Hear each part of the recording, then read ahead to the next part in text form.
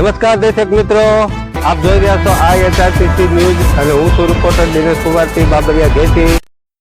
નમસ્કાર દર્શક મિત્રો, નવા વિડીયો સાથે આપનું હાર્દિક સ્વાગત છે. તારીખ 13 અને 14, 2025 ના રોજ સમગ્ર ભારતમાં હોળી અને ધૂળેટીના ઉત્સવ ઉજવનાર છે. ભાવનગર જિલ્લામાં કાયદો અને વ્યવસ્થાની પરિસ્થિતિ જળવાઈ રહે તે માટે ઉચ્ચ પ્રમાણમાં પોલીસ અધિકારીઓ, કર્મચારીઓ અને હોમગાર્ડ GIDનો બંદોબસ્ત તૈનાત કરવામાં આવ્યો છે. આ તબક્કે ભાવનગર જિલ્લામાં તમામ નાગરિકોને અનુરોધ કરવામાં આવે છે કે આપણી ધાર્મિક પ્રસંગોમાં ઉજવણીમાં કોઈ ખલેલ ના ઊભી થાય, તેની અન્ય નાગરિકોને તકલીફ ના ઊભી થાય એવું ખાસ ધ્યાન રાખશું.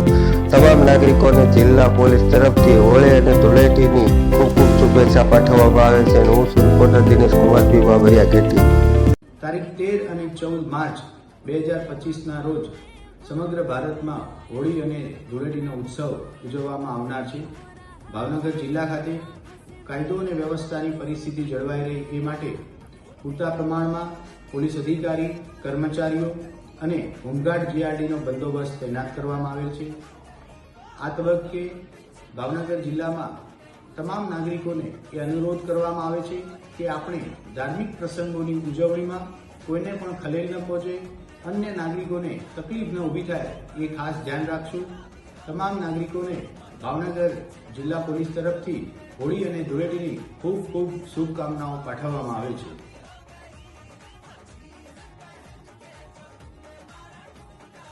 ભાવનગર જિલ્લામાં અલગ અલગ જગ્યાએ 13 અને 14 માર્ચ 2025ના રોજ હોળી અને ધૂળેટીનો ઉત્સવ મનાવવામાં આવશે.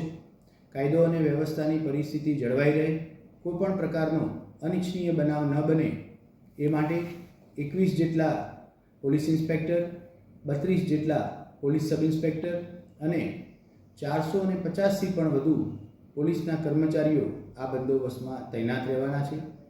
સાથે સાથે હોમગાર્ડ અને GID 550થી પણ વધુ આ બંદોબસ્તમાં ઉપયોગમાં લેવામાં આવનાર છે. પોલીસ સ્ટેશન ખાતે અને ભાવનગર શહેર ખાતે એક QRTની ટીમ તૈનાત રાખવામાં આવશે. ખાસ કરી local crime branch, special operation group અને પેરોલ ફરલોની પણ ટીમ બંદોબસ્તમાં હાજર રહેનાર છે.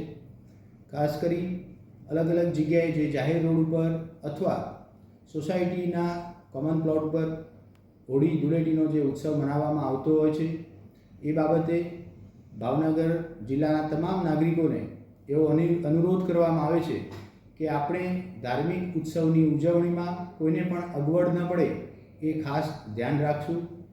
આ તબક્કે ભાવનગર શહેર અને જિલ્લામાં 8 જગ્યાએ ઇન્ટર ડિસ્ટ્રિક્ટ ચેકપોસ્ટનું પણ આયોજન કરવામાં આવેલું છે. ભાવનગર જિલ્લા પોલીસ તરફથી ભાવનગર જિલ્લાના તમામ નાગરિકોને હોળી અને ધૂળેટીની ખૂબ ખૂબ શુભકામનાઓ પાઠવવામાં આવે છે.